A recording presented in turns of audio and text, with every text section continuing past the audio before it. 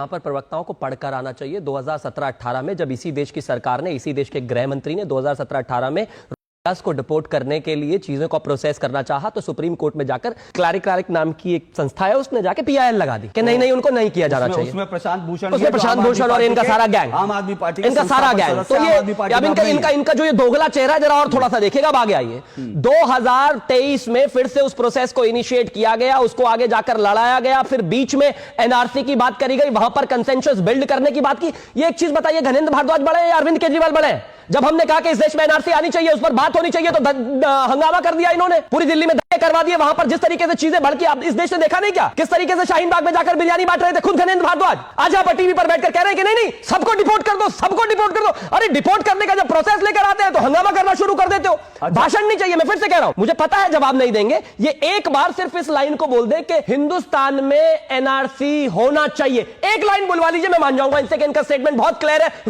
को लेकर। बोलिए घनेंद्र भारद्वाज जी, मेरे 30 सेकंड, 1 मिनट, 2 मिनट आपके।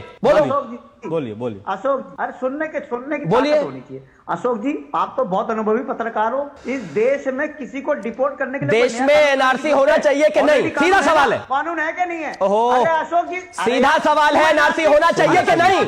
ओके घनेंद्र जी, घनेंद्र जी एक लाइन आप बोलो। मैं बोल देता हूं। घनेंद्र जी, आप जो कह रहे हैं सवाल मुझसे, मैं उसका जवाब देता हूं। बिल्कुल, इस देश में डिपोर्ट करने की प्रक्रिया है, कानूनी प्रक्रिया है, जिसके तहत अभी दिल्ली से डिपोर्ट किए जा रहे हैं। लेकिन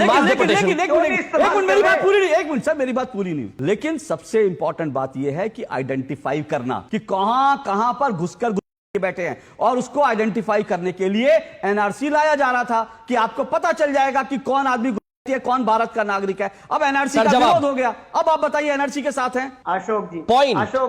अशोक जी, मैं फिर कह रहा हूं, आपके टीवी चैनल पे बैठ के शिवम त्यागी कह रहे हैं कि हजारों लोग हैं, लाखों लोग हैं। ये देखिए, ये डीडी न्यूज के दर्शकों को देखना चाहिए कि वोटर किसका है।